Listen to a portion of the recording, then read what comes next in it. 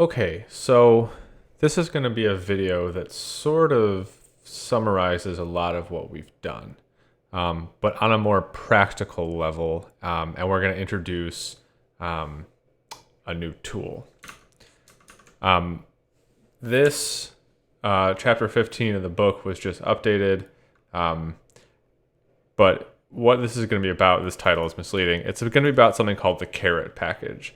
And we've used the caret package, or at least I should say we've loaded it a lot, but we haven't actually used it. So basically we loaded the caret package mostly to use a specific knn function from within it because I like the way that they wrote the knn function. But now I want to use it for what it's actually meant to be used for, which is, I guess one way to say it is training supervised learning models. So I'm not going to specifically go through exactly what's in this chapter, but it's worth reading. More so than that, at the bottom here, there are a couple of readings, in particular this one, which is effectively an entire book/reference manual on how to use the caret system. I'm not saying you should read this book. I'm saying you should be aware of it. So while you try to use the caret package, you can reference this. As I'll demonstrate in this video, I'm aware of the caret package. I have used the caret package, but I don't have like a what's the word I'm looking for? I don't know everything about it off the top of my head, so I have to reference things along the way, which I hope to do. I think I need to turn my gain down just a little bit here. Test, test, test. Okay, that looks better. Maybe not too much better. Test, test, test, test, test. I thought I did this before the video, but I guess I started talking louder. Okay. So again, yeah.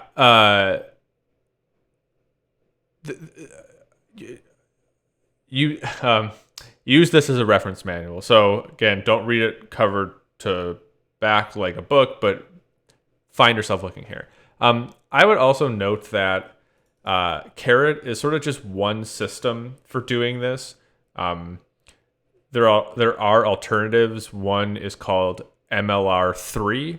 I personally think that that might be something that I'm going to explore in the future. There's another system developed by this same author, which is called tidy models. So if you find yourself enjoying what's called the tidyverse inside of R, this would be something you would want to explore. I mention these two because I think, from what I can tell, caret is sort of on the way out, meaning that this author is continuing to maintain caret, but is moving towards more of the tidy models approach. I just think that the tidy models approach isn't fully created yet, so I'm not at this point recommending it. And then MLR3, I haven't personally explored it enough, although glancing at their documentation, I really do like the way it looks. Caret, I think, is still worth trying and learning the basics of once because a ton of people use it. When you search for how to do machine learning in R, it comes up, and I'm teaching it because I know how to do it. I also think they've sort of designed it in a way that highlights the important bits, but some of the details are sometimes hard to manipulate, which we'll see. I think I'm clipping test, test, test. Okay, maybe that's better now. All right. I swear I set this before the video, but I guess I got excited when I started actually recording. Okay, so back to R.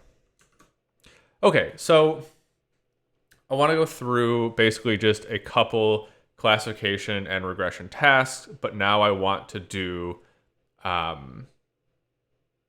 it sort of the caret way. So we're going to start by needing two packages. We might need more along the way. More on that when we get there. So I'm going to load caret, obviously, because that's our main focus here. It's funny that they reference... Oh, this is from the loading of ggplot2 within caret. Okay. And then we're also going to load the tidyverse because we generally use a lot of this stuff. Okay. So first we're going to look at the most boring data set in the world, which is the iris data set. But first I'm going to coerce it to be a tibble, so that it prints nicer and we can actually see what's going on, something like that. Okay, so now I'm going to test train split the data. And this code that I have highlighted should look extremely familiar compared to what we've been doing all semester long, with the exception of this line here. So now I'm saying so this create data partition function comes from the caret package. We could check out the documentation real quick, which would require me doing this. So these are various functions for splitting up data.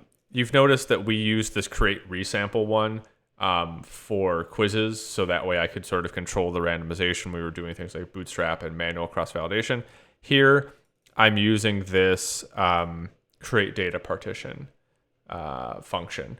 And notice that we're giving it what will be the response variable. So we're going to try to model this response variable species here. So effectively, this is creating an index of rows. This list as false is just instead of having, because you could do this multiple times and then it would return them as a list, but because we're doing it once, we just want a vector, so that's why this is false. But it returns a vector with indexes for 80% of the data, which are going to represent the training set. The only difference is that we're now supplying the response variable. So effectively, what this function is going to do is sort of make sure that the distribution of this variable within the training and test set is sort of roughly the same, which is sort of a nice feature because you'd like those both to be representative of the overall data structure. Okay, so no big change there, but just a note that one of the tasks that we always do in these supervised learning tasks is split the data, and caret has functionality for splitting the data. Okay, great. So I'm going to rely sort of heavily on k-nearest neighbors in this video, I think, because it does some nice things. But so now, instead of using different functions for fitting different models, say we wanted to do like logistic regression and k-nearest neighbors and some sort of tree, maybe a random forest, all these different things, we're not going to use the individual functions. We're going to use one function, and it's called the train function. So this function is sort of what I would call the workhorse of caret. So this is the main part of your workflow is, okay, we're training these models. I guess we should probably look at the documentation on this. I should just sort of like keep myself a little bit more hidden. Pardon me. Oh no. That's not what I wanted to do. Let's put me up here for a second. So let's look at this real quick. I want this one. So this is more or less going to be the function that we use going forward. And looking at the documentation here, it takes as input x and y, although we're going to supply a formula, but I'm just using this one because it shows all the arguments. Method rf, preprocess null, metric, maximize, this tr control we're going to talk about, tune grid we're going to talk about, tune length we're going to talk about. But what I want to do to start is, we'll call this iris mod, and I just want to do train with the correct species tilde dot data equals, nope, not there yet, iris train. Okay, so we could read this as saying, I want to train a model on the iris training data with species of the response and the remaining variables as the features. Notice that the species variable is a factor. And sort of all semester long, I've been talking about like, hey, make your response variable factor if you're doing classification, make it numeric if you're doing regression. A nice feature here is that this train function is going to automatically identify which we're doing based on the type here. So I'm going to run this and we're going to see what happens. Apparently I didn't run this code. About $1 for every time I did that. Okay.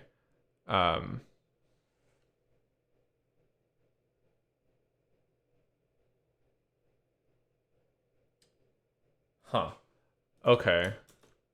So this worked, and notice that there was a warning message there. I'm guessing the reason for that... Oh, that's funny. So this function returns a matrix, not a vector. And because this is a tibble, it doesn't like that I'm subsetting it by a vector. Basically, this is just the tidyverse sort of giving us a little bit of information, but it did what we wanted to do. So basically, it's telling us that internally it's first creating a vector, but that's fine. Okay. I actually had thought this returned a vector, but I guess I was wrong about that. Okay. So back to what we were trying to do. I'm not running this. So I want to first note that Iris is a really small data set, and that, relatively speaking, took a long time. But let's see what we did. Okay, so what is stored in Iris mod? It says random forest. So essentially, the machine learning algorithm that was used to do this training or fitting was a random forest. We supplied 120 observations with 4 predictors, features, whatever you want to call it. And the response had 3 possible classes, which are the types of flowers here: Setosa, versicolor, and virginica. We did not pre-process the data in any way. The way we did the resampling was via a bootstrap. So we didn't talk about this, and I'm going to say in a second why I don't like this. But you could use a bootstrap resample in place of cross-validation, but it's very computationally heavy, so I don't want to do that. Tells us sort of the size of those things. Okay, and then a random forest has a tuning parameter called mtry. And what it did was it tried 3 different values for it. And on average, this was the accuracy with an mtry of 2. On average, this was the accuracy with mtry of 3, and so on and so forth. And then in the end, we picked the model with the best accuracy, which was when mtry was 4. So what is stored here is the model described by random forest and mtry of 4 fit to the whole training data. But I'm going to come back to that. First thing I want to do is change this from using bootstrap to using cross-validation. So I'm going to start, let's do this. Caret process. So the first thing we do is we test train split the data. So the next thing I'm going to say that we do is define resampling. So I want to specify that I want to do cross-validation with some number of folds. For me, in practice, unless you have a really, really good reason not to, I would say just use 5-fold cross-validation. It's good enough, and 5 folds is fewer than 10, so it's less computation. Cross-validation is going to be a lot less computation than what we're doing here. If you can't think of a reason why not to use 5-fold cross-validation, just use it. And again, we probably haven't even discussed reasons why you wouldn't want to, so that's probably your best bet. Okay, so there's this function inside of caret called train control. And notice with this tooltip that just popped up, there are a ton of arguments to this. We're basically going to look at a really small number of them. So I'm just going to hit tab here. So method, what I want to use is CV. We should actually pull up the documentation on this real quick. So method can be either boot 632, optimism boot, boot all. So those are ways of bootstrapping in place of cross-validation. Or you can do cross-validation, which we're going to do. You can do repeated cross-validation. You can do leave one out cross-validation. You could leave group out cross-validation, or you could do out-of-bag stuff if you're doing like a random forest where that's built in. But for the most part, we're going to use cross-validation. And then we want to know the number of times. So we want to do number equals 1. And then everything else here, we're going to sort of ignore for now. We're going to come back to it just in one instance later. But I want to first run this. And so what this function returns is a list with a ton of information that most of it we're not even worried about right now. But most importantly, it's defining that the method is called cross-validation, and the number is called, wait, number should be 5. We want 5 folds. Okay. Okay, anyway. So I'll call this CV5. Okay. So that's not going to be clear why we need that yet, but we're going to get there. So define resampling. Okay. Then we'll do tune models. So I want to do 2 things. So first of all, I don't want to fit a random forest because k-nearest neighbors is easier to talk about. And so basically what I want to do now is use train to tune a k-nearest neighbors model using 5-fold cross-validation.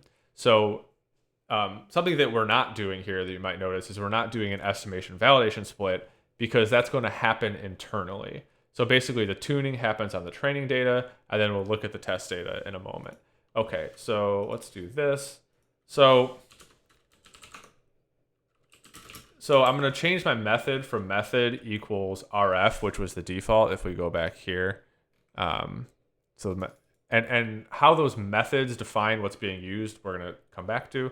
So method KNN, and then what I want to do is modify this train control. So notice that if we just run train control with no arguments as opposed to the arguments that we supplied, it returns a list, and that list has boot and 25 here. So this argument, train control, expects a list with all this stuff in it. So this train control is how you create that list. And by default, this is the one. But we're redefining ours this way. So what I'm going to do is tr control is the name of the argument. And then we'll put our CV5 here. Okay. Does that look good? I don't know. Let's try it, see what happens. Okay, so some stuff happened. Let's look at it. Iris mod. Okay, cool. So this time we did k-nearest neighbors, same data stuff, no pre-processing here. We'll check that in a second, I think. This time we did cross-validation.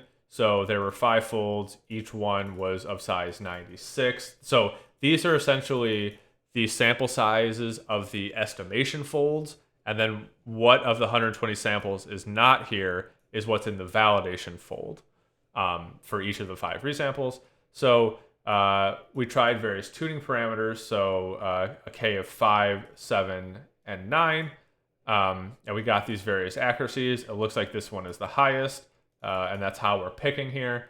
So the final model was that one. Okay, so I need to make some notes to myself. Process. We need to talk about pre-processing. We need to talk about tuning parameter. I don't know. I can't spell. And then predicting on test. Just I'm keeping some notes to myself so I don't. All those things that I say we're going to come back to, I'll actually do. Okay. So, and then I need the next methods. Okay. Okay. So something that's been happening here is that instead of using, say, a function from a package, like say KNN3, or using the rpart function from the rpart package, or say the random forest function from the random forest package, I'm just saying method equals KNN. But what this line does is it basically tells train, hey, what function from what package should you be using? And to understand that better, you have to have a look-see in this book here. And in particular, there's this crazy chapter here that says train models by tag. So for example, or available models even, which is better. So let's say I wanted to do k-nearest neighbors. So here it says that the method is called KNN, and it doesn't require any library because we're basically using the built-in. So that function we've always been using for KNN is what we'd want to use. This is a terrible example. And it has one tuning parameter, K. If we wanted to say do a tree, well, it turns out there's a lot of different ways you can do trees. So for example, where's what we're used to? Is our part not here?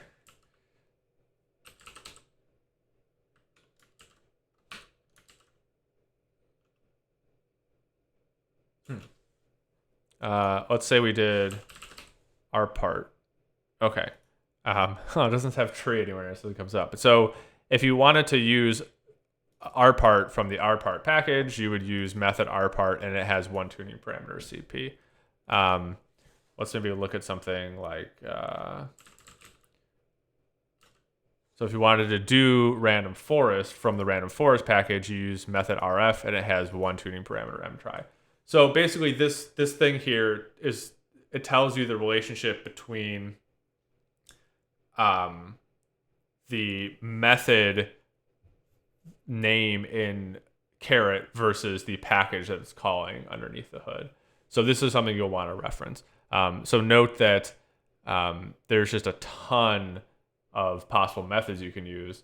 And we didn't talk about the vast majority of them in this class, but because you understand that we use cross-validation to train these models, and we use the test set to sort of give us an estimation of how to do on unseen data, even if you don't know the internal workings, you can validate whether or not one of these methods would be useful in your particular situation. Okay, so we did this. Okay, so next I want to talk about the final model. So this object here it stores a little bit more than what we're used to. So when I do this, it just prints this summary of what's going on here. But if I put a $sign here, we realize, oh, there's a lot of stuff in here. So we could directly access the results, which is a bit more information than what's here. So for example, when K was 7, here is the average accuracy across all the folds. Here is the standard deviation of the results across the different folds. So that's something you'll want to reference. Best tune tells us that the tuning parameter K with the value 7 was the best. Let's see, what else?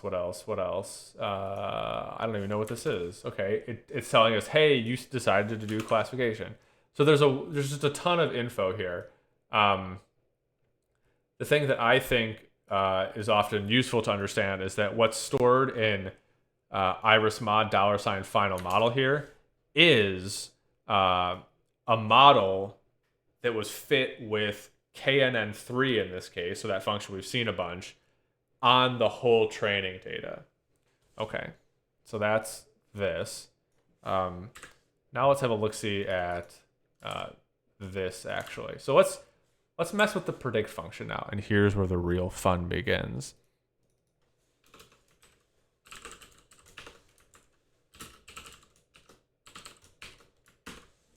Okay, so something we've seen throughout this semester is that depending on what you put here and how it was fit, what predict spits out could be wildly different.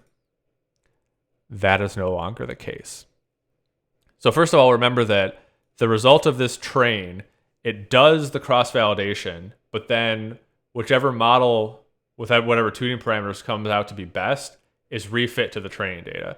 So the model that we're using with predict here has already been fit to the training data. That's wonderful. And then we're saying, so with this model, which is K nearest neighbors with K is 7, fit to the training data, make predictions on the held out test set. And notice that it immediately gives back classifications.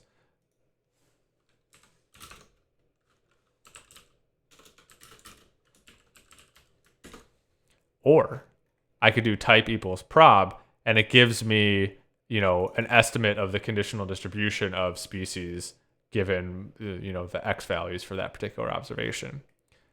And the default here, I believe, is class. Oh no, sorry, it's raw. But here's the beauty.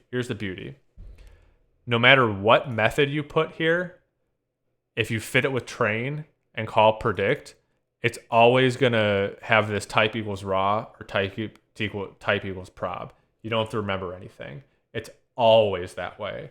And that is so wonderful. Like, you don't have to worry about that anymore.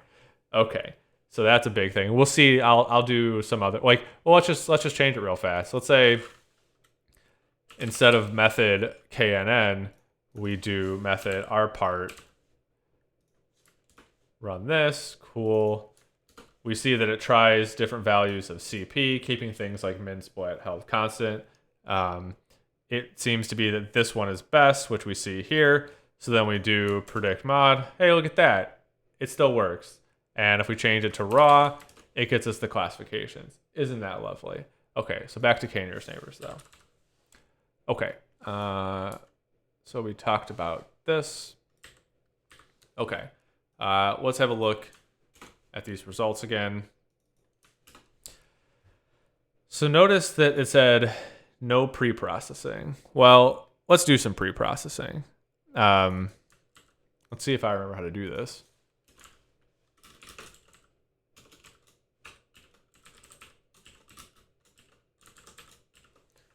Keep these numbers in mind. So like 9, 6 is the good here. Oh, I should be setting a seed here. Let's actually do that before I do this. I made a comma there. Okay. Okay, so with that seed, which I should have said earlier, the best is when k is 9, and we get something like this. Okay, great. So now I'm going to uncomment this, run it again, and see what happens. So starting with the seed, so the randomization is the same. We see different accuracies. So it actually went down, and now we select k as 7. So this is kind of a point that we should maybe spend more time on, but we're going to say quickly, and I'm going to let you sort of think about it. So by inserting this line, we did some pre-processing. And in particular, the way this specification works is we're pre-processing the features, which is sort of talked about here. So we're centering each one and scaling each one, which is we are transforming the features to have, mean 0 and standard deviation 1. So the mean 0 is the centering part. The standard deviation 1 is the scaled part. So should you do that? And with k nearest neighbors, the general principle is yes, because if the variables are on different scales, the distance calculations get dominated by variables with big variability. But my personal thought is, one, you should think about whether or not a method is sort of invariant to this sort of centering and scaling. Hint, consider like a regular old regression. Two, understand that some methods sort of like do this internally, say things like lasso and ridge, because they want that same thing where the variables are on the same scales. But three, most importantly, is this is something that you should sort of like validate whether or not it's helping you or hurting you in your particular application. So my personal opinion on this, and I know this sort of explodes the search space you have to consider, but like this is sort of like a meta tuning parameter that you have to consider. But a lot of people say do it with k nearest neighbors, so we've done that. There's an entire like chapter in that reference book I mentioned about all the potential pre-processing you could do. And I guess I should mention these. So that could also include like how to handle missing data, which is like a course of its own. That's a super complicated topic, but bottom line, like either throw it out or do some imputation. But we could talk about that for hours. What was the other one? I just completely lost my train of thought. So we could transform variables. We could delete missing data. Oh, in classification problems, we could talk about imbalance. Let's make that a note for when we move to the other data set. So binary metrics, class imbalance, and what was the other thing I was going to do? Oh, I'll think of it. Okay. But anyway, pre-processing is a thing. It exists. You should consider it, but realize that it's kind of just like a meta tuning parameter. Now, the actual tuning parameters of k nearest neighbors specifically, here it's trying k of 5, 7, and 9, but wait, why not k is 11? I hear your cries. So there's two ways to potentially change what values of the tuning parameter that train, the train function considers. You can either supply a tune grid or specify a tune length. Let's try them both. So first I'm going to do a tune length, which says, okay, tune length, let's say I want to try 15 different values of k. So basically, this will try 15 different values of k that train selects based on what is sort of considered good practice for whatever method we're using. So let's run this. So here it tried values of k from 5 to 33. It looks like in this case k is 15 was best. So that's what you would go with. So again, this here is a 5-fold cross-validated accuracy when k is 15. Okay, so what if we wanted to say, hey, I want to specify the exact values of k that's going to be used. So that's something that I would generally say comes outside of and before train. So define tuning grid.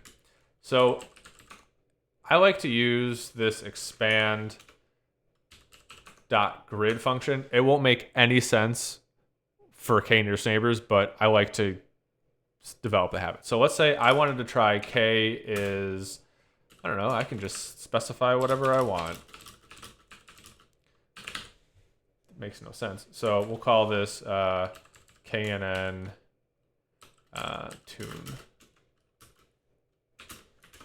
So instead of a tune length, I will specify a tune grid.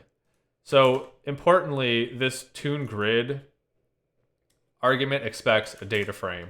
Note that expand.grid created a data frame. Let's just do something real quick here. Let's say I said b is 5. I just want to show you what this does. No, let's say b is 2,5. So basically what this does is for the two variables here, or through however many you have, it creates all possible combinations of them. That'll be useful later. But for now, I could have just written data frame here, but to get in the habit, I just use tune grid. Okay, so this goes here. We do this. Uh-oh. Oh, 101 doesn't work because there's only 96 observations each validation fold, so let's make it like 51. Okay. Cool. There you go. All right, so what was Dave thinking here? Let's move on to a different example, which will allow us to talk about some of these things. I might really wave my hand at this one because that would make this video a lot longer than it needs to be. Okay, so I want to look at the default data. I want it to be a Tibble. We've seen this data set before. We want to predict this default variable. Something we should note is that default, let's do, this is highly imbalanced. We have a lot more no's than yeses. Oh, we should look at a confusion matrix at some point. I still think there was something I was thinking of that I forgot, but we'll come back to that. Okay, so let's let's do these things.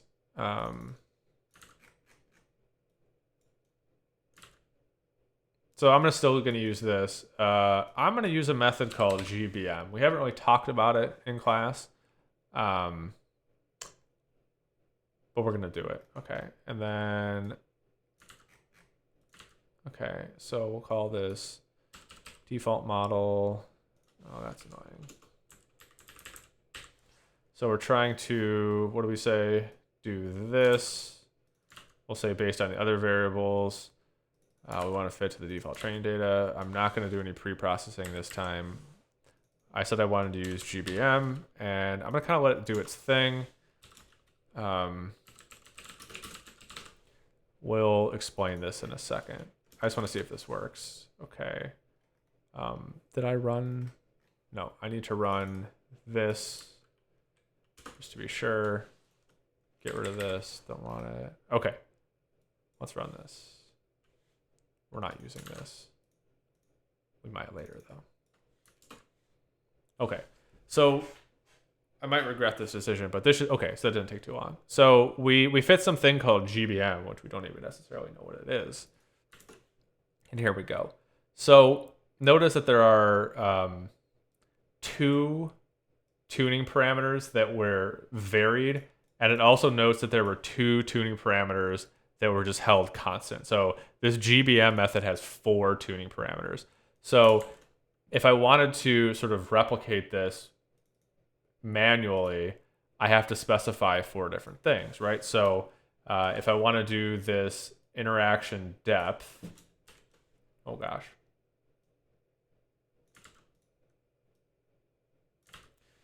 Looks like values of 1 through 3. I'm trying to replicate exactly what they did. So I could do n.trees. Looks like they considered values of 50, 100, and 150. And then shrinkage, did I spell that right? Was held at 0.1.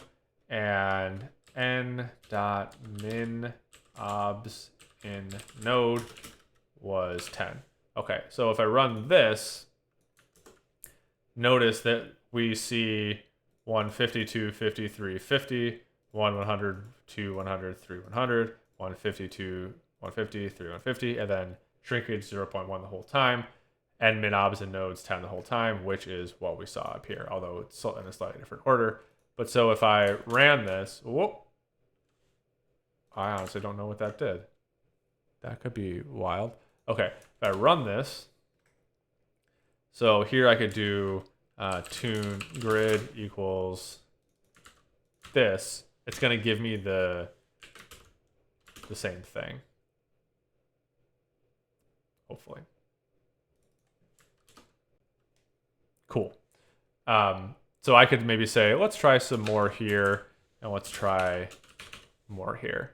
So basically, I'm allowing it to search through more possible values of the tuning parameter. This is sort of a computationally intense method, so that's why it's taking a little bit. Here we go. Okay. While we're at it, one thing we didn't do last time is you can always do plot of this thing, which shows a nice little plot here of like, for different values of the tuning parameters, what sort of accuracies we got. I guess it probably would have been helpful to look at that here as well. This is with our KNN model, so we see the accuracy goes up and then it goes down. Cool. That's nice to have. Actually, I forget. What happens if we do this? Oh. That's dependent on the model you use, I think, but we'll maybe ignore that for now. Okay. So let's see, where are my notes? Okay, I want to try something.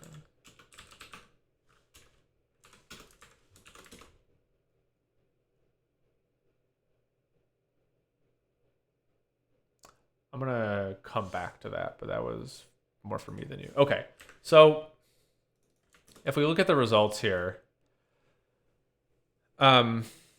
we see that we have a bunch of really, really high accuracies, and that's great, whatever. I mean, high is relative, but fine. But this is a binary problem, right? Someone either defaults or not. And so wouldn't it be nice if we could do things like, say, maybe we care more about sensitivity than specificity here, right? So maybe we pick the model that gives us the best sensitivity instead of the best accuracy. So how would we do that? Okay. So I'm going to have to look at some documentation here. But so I think I can do this. Metric. Well, here, let's do this.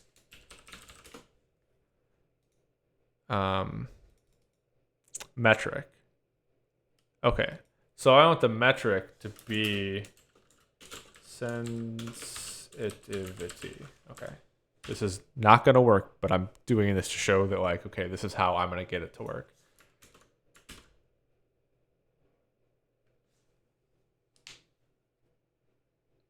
At least I don't think this is going to work. Aha. Okay. So essentially it says, hey, sorry, you didn't calculate sensitivity, so we can't like report it to you. Okay, how do we tell it to calculate sensitivity? I think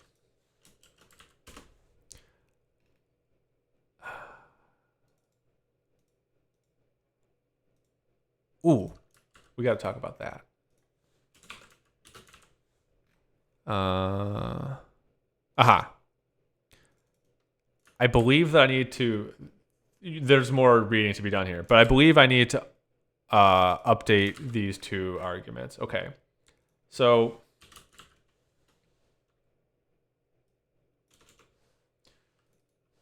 I'm not going to be able to explain this very well, but we're going to call this CV5 underscore binary for letting us know that we're going to do some binary response stuff.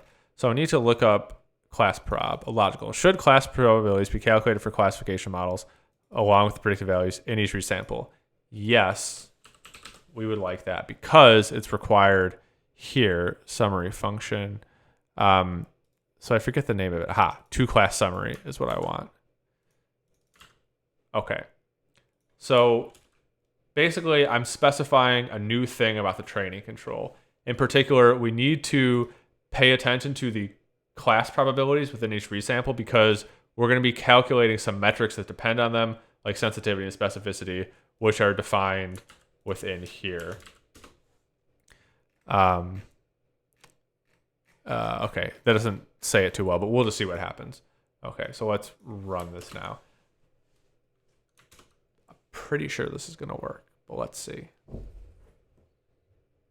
This also hinges on me spelling sensitivity correctly. I think maybe there's a shorthand for it. Maybe I have to do it. I think it's like this. Okay. I think this is right. Let's see.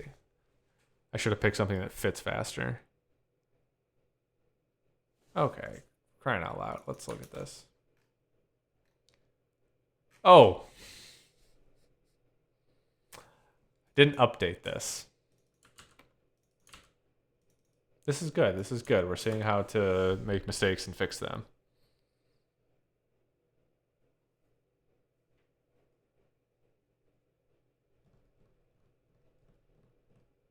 Oh, it ran. Aha. Wonderful. Okay, looking at the results here. So notice that now we asked for this two-class summary thing instead of the default accuracy kind of base thing. So notice that it calculates, instead of accuracy, the area under the ROC curve, the sensitivity, and the specificity. And if we read what happened here, sensitivity was used to select the optimal model with the largest value. And it looks like that happened when entries was 100, depth was 2. So here, it looks like is what it was. No, that can't be right.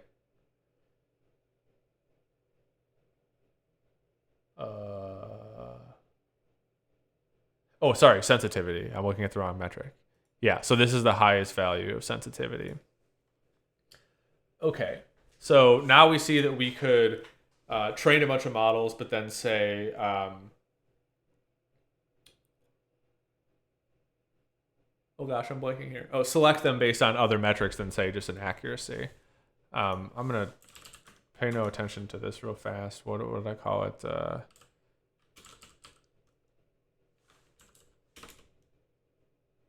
we're still going to ignore that for now.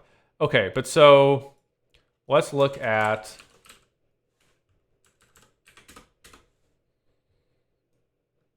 so here's more information here, and I think again it was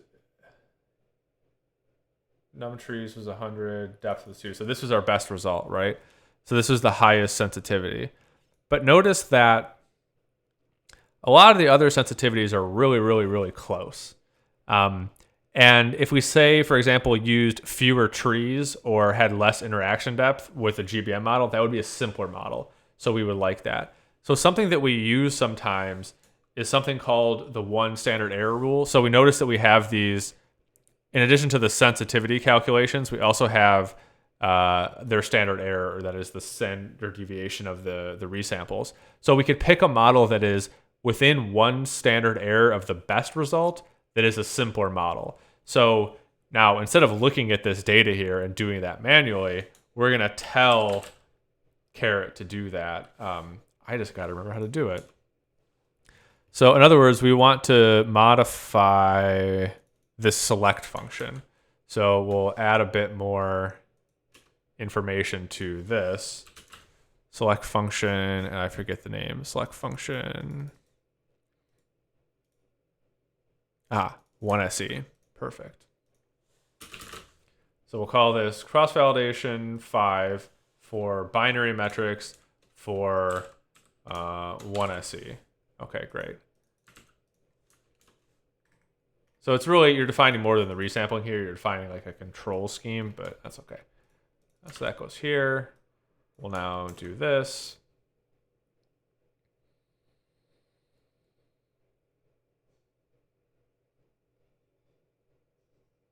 Uh-oh.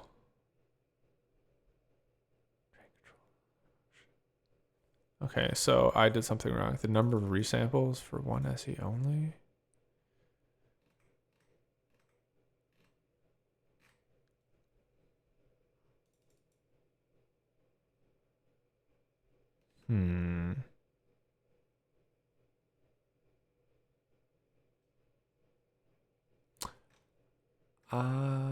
Let's see here.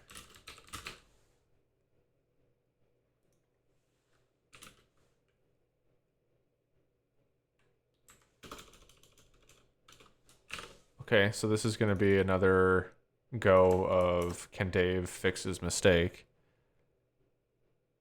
This is a feature I don't use often and actually just learned about recently, so let's see if I can make it work.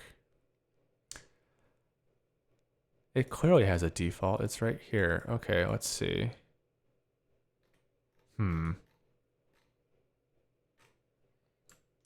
Let's do this.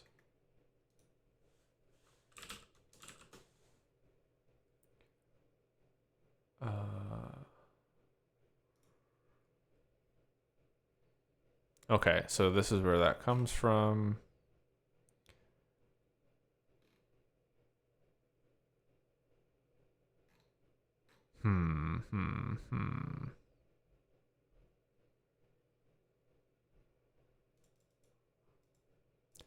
I think they must have changed something and it's not well documented.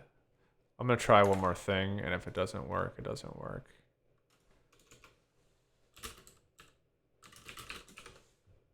I don't think this is going to work.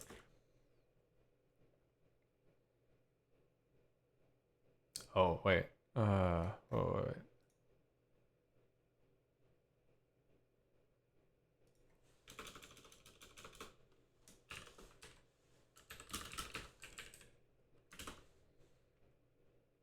What?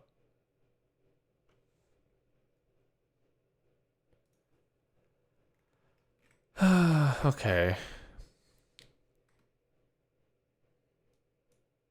Oh.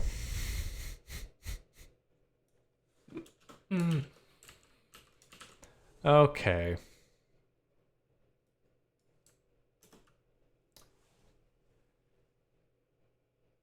There we go. That's going to do it. I just needed to find an example where they actually did something there. Okay, so we do default underscore mod. So now it tells us that we're using sensitivity select. We're looking within one standard error of the best, and this is the model we select. So then if we did something like predict default mod on default test, what is this doing? So this is making predictions on the test set based on a model that was fit to the training data, that was selected using 5-fold cross-validation with GBM with a specific tuning grid, that was selected via sensitivity, and not just the best sensitivity, but the sensitivity that is within one standard error and is the simplest. I know that's a lot, but that's the whole point of this, is you can get up to a lot really simply. So what I'm going to do now is call this test pred and do this. So when I introduced binary classification, I basically said you need to know what true positive, false positive, true negatives, true positives, etc. are, and like how to calculate sensitivity and specificity based on them, and then calculate it manually. I think that's good for learning, but in practice, not what you would do. So I think, let me see if I remember how to do this.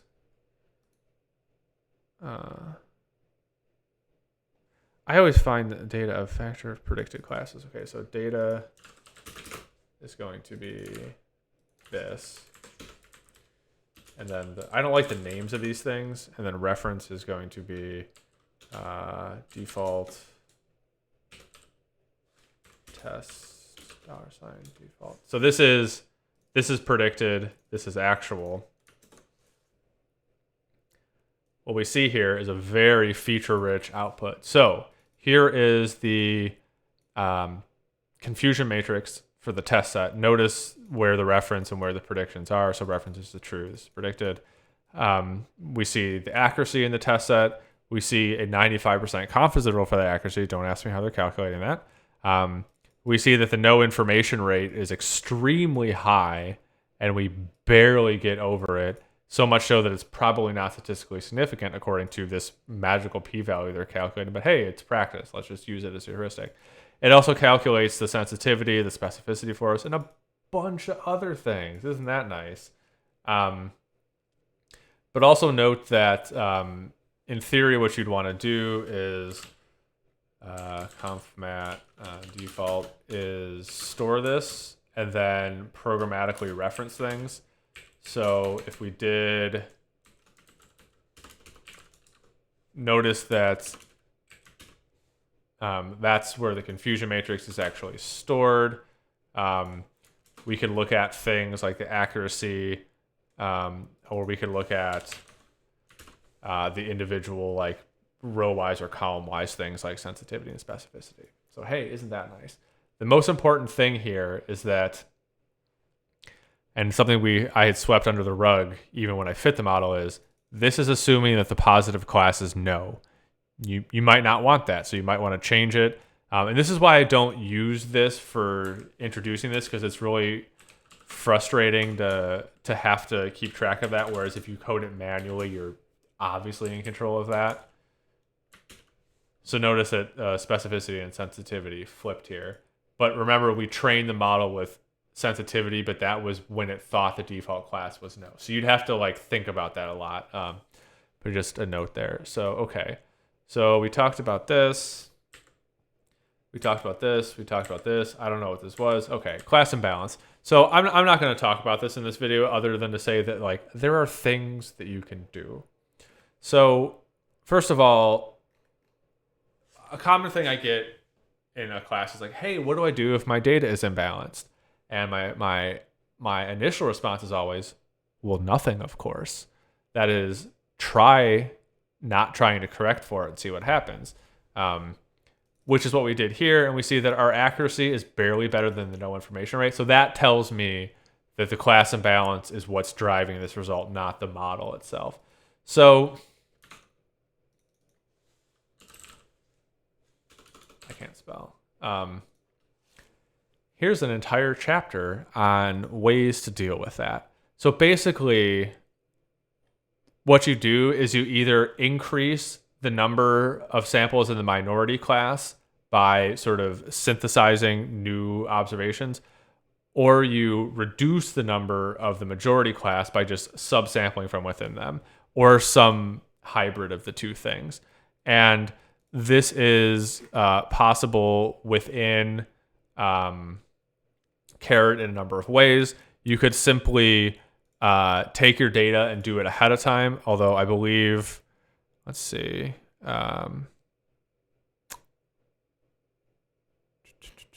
not there.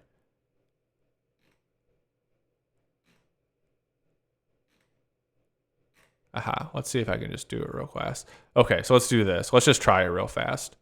I think this will work. Okay. So I'm going to add one more thing in here. Subsampling down. I'm going to remove this. So we're back to just no is going to be the positive class. We're just going to deal with that. I'm not going to change the name of this. Okay. So basically, I'm adding downsampling. So that means every time it fits the model within the cross-validation, it's only going to use a certain proportion of the majority class, which is no. It's not going to use the whole thing. So there'll be kind of a balance of no's and yeses each time it fits it. And then also after it selects, it's also going to do that on the training data set. Yeah, I want to see all of this. Okay, so notice that now we're getting very different sensitivities. This actually, I think, tanked our model a little bit. Yeah, so this did not do well.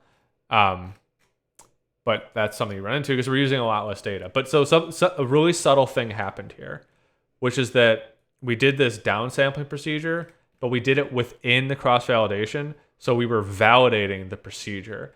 And that's a tricky thing to think about. And that's one of the reasons I like a test set, because sometimes validating the procedure can go horribly wrong and your cross-validation looks good. It doesn't in this case, but that's possible. The test set, there's no way of screwing that up. So if like you get a really optimistic result in your cross-validation, but a bad result in your test set, that means you didn't cross-validate correctly. And that's a subtle point. And these are kind of things I want you to think about after that. I'm not going to go through the regression example other than to say that if this variable here was numeric instead of classification, it would be doing regression and you'd be off to the races. It's easier because there's no things like the binary stuff, so it's easy there. Okay, that was a lot. Long story short, don't cross-validate manually every time you want to do this. So like if you're trying to fit a bunch of models for, say, an analysis, like just use this and you can iterate a lot more quickly. And then the other takeaway is that, well, Caret is just a piece of software, and software has reference manuals. Here is a beautiful reference manual for this particular piece of software. Am I saying read this? No. Am I saying reference this? Yes. So you have a new tool, train, and you have a new reference, this document. Okay. This video was way too long, but hopefully you picked up on a couple of things here. Again, I don't expect you to be experts in this, but hopefully that gives you a lot to explore. As always, I do not have a sign off for these videos, except to say if you made it to the end, good job.